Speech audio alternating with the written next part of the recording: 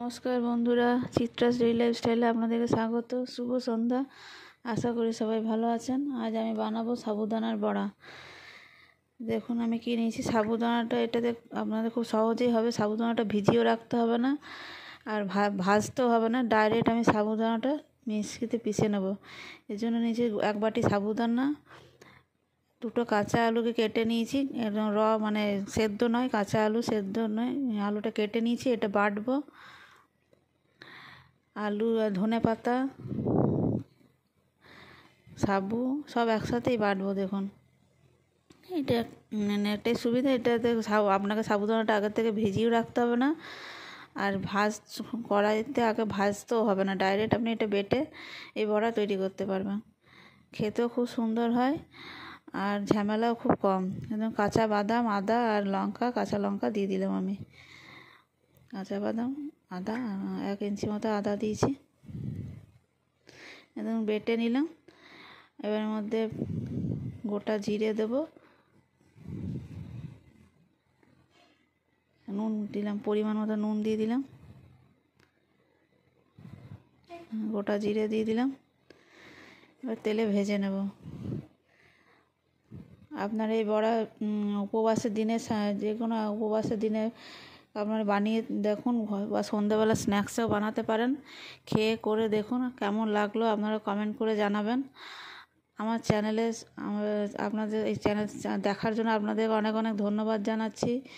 আমার রেসিপি করুন, আপনারা বাড়িতে খেয়ে দেখুন, কমেন্টে জানান। এই চ্যানেলটা সাবস্ক্রাইব করুন, শেয়ার করুন বেশি বেশি করে। আপনাদের আমার পাশে থাকার অনুরোধ রইল।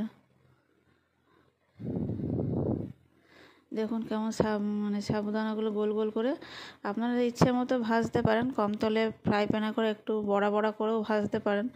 আমি এগুলো গোল গোল করে ভেজেছি। খুব দেখবেন ভেতরটা খুব ফাঁপা হবে, খুব খেতেও ভালো লাগবে। আর এর সঙ্গে খাওয়ার জন্য আমি ধনে পাতার একটা চাটনিও বানাবো, আপনাদেরকে সেটাও দেখাচ্ছি। ওই চাটনিটাও আপনারা যে কোনো ব্রত উপবাসের দিনে খেতে পারেন।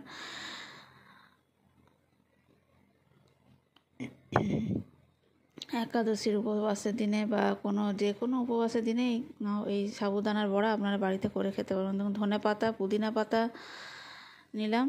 আপনার যেমন পরিমাণে আপনারা বাড়িতে করবেন সেই রকম পরিমাণ অনুযায়ী নেবেন। আমি আমার যতটা পরিমাণের প্রয়োজন 1 আটি করে নিয়েছি। এক ধনে পাতা, একটু পুদিনা পাতা, একটু কাগজি লেবু রস দিচ্ছি, অর্ধেকটা কাগজি লেবুর রস,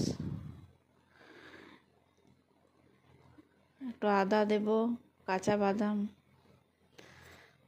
সবই দেব।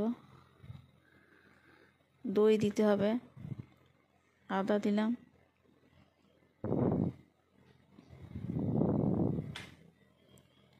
দইটা এখানে অপশনাল, দইটা যদি আপনাদের না থাকে না দিলেও চলবে। দইটা দিলে কালারটা ভালো আসে, তার জন্য আমি দইটা দিয়েছি।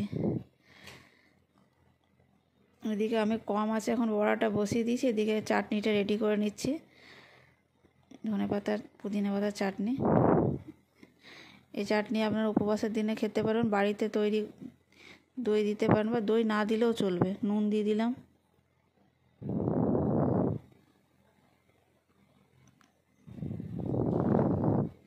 এই রেসিপি বাড়িতে বানান, কেমন লাগছে দেখুন। গোটা জিরে দিলাম,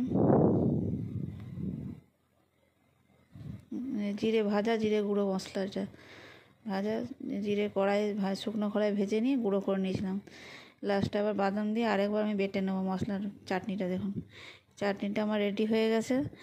সবাইকে অনেক অনেক ধন্যবাদ। দেখুন আমি সার্ভ করে দিলাম, কেমন লাগছে দেখুন, কি সুন্দর। আমার চ্যানেলকে